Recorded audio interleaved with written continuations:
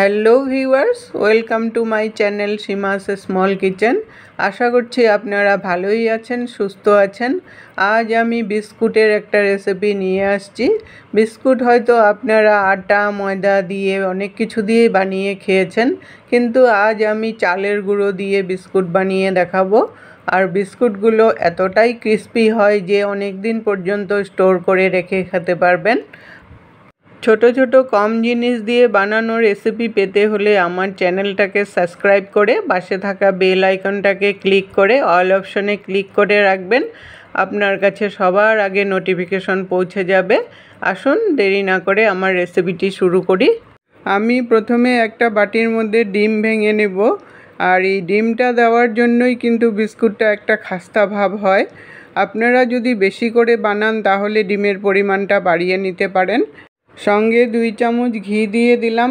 ঘিয়ের জায়গায় আপনারা তেলও ইউজ করতে পারবেন, কিন্তু ঘিটা দিলেই খাস্তাটা খুব ভালো হয়। আর 2 চামচ চিনি দিয়ে দিলাম। বিস্কুটটা একটা মিষ্টি মিষ্টি নোনতা এই টাইপের হবে। আর স্বাদ অনুসারে একটু নুন দিয়ে দিলাম। এখন ডিমটার সাথে সব কিছু ভালোভাবে ফেটিয়ে নেব যতক্ষণ না চিনিটা নুনটা গলে যাচ্ছে। রেসিপিটা যদি আপনারা ফেসবুক পেজ থেকে দেখেন তাহলে পেজটাকে ফলো করে নেওয়ার অনুরোধ রইল। ডিমটা ফেটাতে ফেটাতে পুরো চিনিটাই গলে গেছে, মিক্স হয়ে গেছে ভালো করে।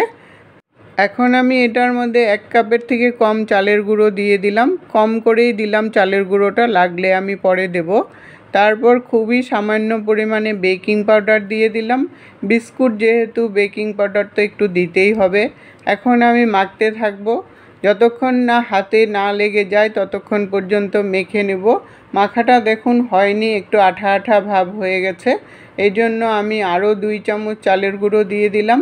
চালের গুঁড়োটা দিয়ে এখন ভালো করে মেখে নেব। একটা আটার ডোয়ের মতো হতে লাগবে মাখাটা। 2 থেকে 3 মিনিটের মতো মেখে নিয়ে তারপর আটার মতো একটা ডো বানিয়ে নিলাম। এখন ডোটাকে একটু ভালো করে আরেকটু মেখে নিয়ে আমি 10 মিনিটের জন্য রেস্টে রেখে দিব, তাহলে সেট হয়ে যাবে ভালো করে।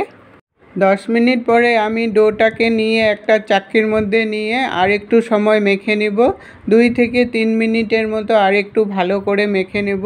এইভাবে করে যত ভালো করে মাখবেন তত রেসিপিটা খাস্তাও হবে আর ক্রিস্পিও হবে। মেখে নিয়ে তারপর একটা রুটির বলের মতো গোল করে সামান্য পরিমাণে একটু চাল গুঁড়ো ছিটিয়ে আমি চারিদিকটা সমান করে এখন বেলে নিব।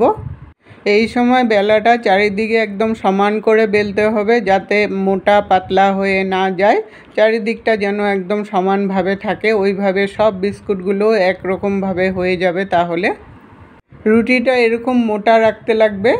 এখন আমি বিস্কুটের শেপ দেওয়ার জন্য একটা কৌটোর মুখ নিয়েছি, আর ওপরে ডিজাইন করার জন্য আমি গ্রেটার নিয়েছি। গ্রেটারের নানান ডিজাইন থাকে, যেটা ডিজাইন আপনাদের ইচ্ছা ওইভাবে করে নিতে পারবেন। আমার এটা ইজি লাগলো তাই এটা দিয়ে আমি ডিজাইনটা করব। এভাবে করে প্রেস দিয়ে দিয়ে আমি ডিজাইনটা করব ওপরের। গ্রেটারের শেপগুলোর মধ্যে একটু ধার ধার থাকে, তো একটু জোরে প্রেস দিলেই সুন্দর একটু উঁচু উঁচু একটা ডিজাইন হয়ে যায়। এখন আমি গোল মুখটাকে নিয়ে গোল গোল করে বিস্কুটের শেপগুলো বানিয়ে নেব। আপনারা ইচ্ছা করলে চৌকো গোল যে কোনো শেপেই বানিয়ে নিতে পারবেন। এইভাবে করে কিন্তু খুব ইজিভাবে বিস্কুটটা হয়ে যায়। পুরো রুটিটাই এইভাবে করে বানিয়ে তারপর যেটুকুন আবার বেঁচে গেলো ওইটা আবার বেলে আবার এইভাবে করে বানিয়ে নেব। সবগুলো বিস্কুট বেলে আমি রেডি করে নিলাম। তারপর কড়াই বসিয়েছি। কড়াইতে বেশ কিছুটা পরিমাণে রিফাইন্ড অয়েল দিয়ে দিব। যেহেতু এটা ডিপ ফ্রাই করব, তেলটা একটু বেশি করেই দিতে হবে। তেলটা পুরোপুরি গরম না হওয়া অবস্থাতেই বিস্কুটগুলো ছেড়ে দিতে হবে। এদিকে তেলটাও গরম হতে থাকবে আর বিস্কুটগুলোও হতে থাকবে। এইভাবে করে ভাজলে বিস্কুটগুলো একটা খাস্তাও হবে আর ক্রিস্পিও হবে। 2 মিনিটের মতো একদিকটা ভেজে নিয়ে তারপর বিস্কুটগুলোকে উল্টিয়ে দিলাম। উল্টিয়ে দিয়ে তারপর ওই দিকটাও 2 মিনিটের মতো ভেজে নেব। এইভাবে করে উল্টিয়ে পাল্টিয়ে যতক্ষণ না বিস্কুটগুলো একটু লাল চলে আসছে ততক্ষণ পর্যন্ত ভাজতে হবে। আমার বিস্কুটগুলো দেখুন লাল হয়ে গেছে, ভাজাটা হয়ে গেছে। এখন আমি নামিয়ে নিলাম। এইভাবে করে বাকি বিস্কুটগুলো ভেজে নামিয়ে নিতে লাগবে। আমার সবগুলো বিস্কুট ভাজা হয়ে গেছে। দেখুন ওপরটা কি সুন্দর হয়েছে একটা ডিজাইন। বিস্কুটগুলো দেখুন কতটা ক্রিস্পি হয়েছে, ধরলেই একদম ভেঙে যাচ্ছে। আমার বিস্কুটের রেসিপিটা যদি ভালো লেগে থাকে লাইক দিয়ে সবার সাথে শেয়ার করে দিবেন। আজকের টিপস, বিস্কুট ভাজার পরে ঠান্ডা করে নিয়ে সব সময় কৌটোর মধ্যে রাখবেন, তাহলে অনেক দিন স্টোর হয়ে থাকবে। এতক্ষণ সঙ্গে থেকে বহুমূল্য সময়টি দেওয়ার জন্য থ্যাংক ইউ।